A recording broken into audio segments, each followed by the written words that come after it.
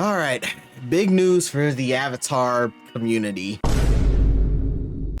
I don't even know if you could say this is going woke. This is like almost like reverse woke, but still, I don't know. I don't know what that side of the internet's gonna really call this, because it's like you can't really call it woke because it's, normally when people say woke, it's like a feminine character becoming more masculine, but in this case, it's a masculine character being turned feminine. It's really interesting, and I'm not sure what they're gonna really call it this time. So this comes from boundingintocomics.com. They got an article saying Netflix's Avatar: The Last Airbender to feature a slightly more feminine Toph than animated original.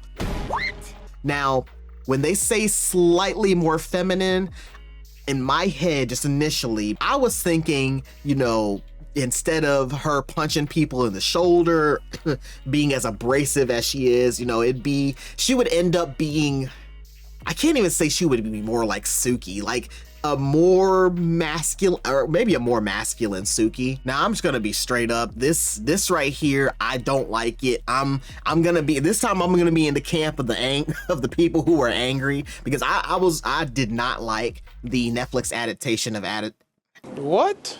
the Netflix adaptation of Avatar. I did not like it at all. I like everything else about it, as far as like the CGI and everything. It all to me looked great. I love the way the show looked, but the story was absolute shit. It was riddled with them changing up how the characters were, their personalities, and here they go changing one of the most beloved characters in the show, Toph, trying to make her more feminine. And for what reason, honestly? That's what I don't get. I don't understand why would you even want to make Toph more feminine? She's not girly, and it's not her. So I don't understand why they would even want to try to make her more feminine, like what their reasoning is. But that's my first thoughts when I see the headline. Now here we have a quote from Maya Kek. How you pronounce her name? Mia Ketch. I don't know how you pronounce it. I'm gonna just say Mia.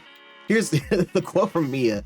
They say that, pressed by the outlet as to what changes, if any, have been made to the fan favorite Earthbender in her jump to live action, Mia detailed, "My version of Toph is going to be a little older and slightly more feminine. I feel like I wanted to work into a very humanizing space for her." Now, I don't really understand where she says, I wanted to work into a very humanizing space for her. I don't understand what you mean by you're trying to humanize her. Like, whenever somebody talks like that, they're talking more about like, a person that's like a beast, somebody that's, pushed aside by society and hated or whatever. But in this, yeah, Toph's kind of different than everybody, but she wasn't like an outcast. Now, the article goes on to say, seeking to offer fans some level of reassurance regarding her performance, the actress further noted, "I have met Jill Murphy, who plays the voice of Toph in the original animated series, and I feel we have both a very similar take in terms of process." Why did they? Oh, I think they switched some words around. They get supposed to say, "And I feel like we both have a very similar take in terms of process." Notably, while Mia's interview marks the first ever mention of Netflix's intention of making the young Earthbender more feminine, that she would be aged up in live action has previously been confirmed. Another thing that doesn't make any sense to me with why, as to why they would do something. Why would you age Toph up?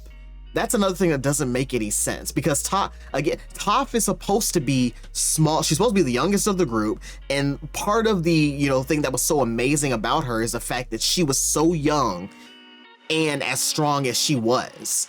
That she was like an anomaly. So if we're gonna be talking about, we're gonna age her up, I think Toph was like, wasn't she like 10? How old is Toph? She's 12. That's right, she was 12. So if you're gonna age her up, like, what do you, I'm thinking like in my head, okay, they're gonna try to make her what, like 15 or 16, which would just be weird. It's like, she's supposed to be the youngest, almost like the child of the group, but she's the strongest bender of them, obviously, outside of Aang. Now they go on to talk about how she's still the same spitfire, spunky character. And it also says, to this end, Netflix's Avatar: The Last Airbender we really rely on the animated series, so I think you're gonna see a lot of the dynamics that were true in the animated series come through in the live action. It won't be a one-to-one. You can never do a one-to-one, but you know, expect that feeling all over again. Now, let me before I say this, let me see, who is this dude, Jabbar Raisani? Who is this? Before I kill him for saying this. No, I don't think he worked on the original Avatar. Okay, so him's talking about expect that feeling all over again.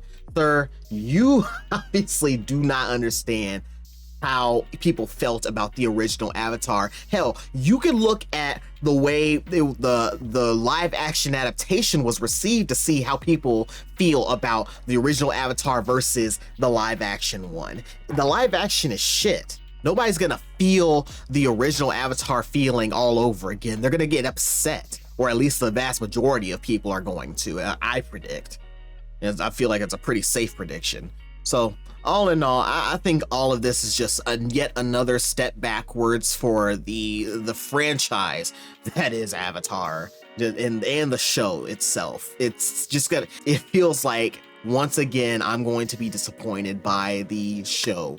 I was hoping that when the second season came out, they were going to listen to all the criticisms from everybody, and maybe they don't. Again, I agree with him. You don't have to do everything one-to-one, but I felt like they were maybe gonna rein it in a bit more and at least have it closer to the original.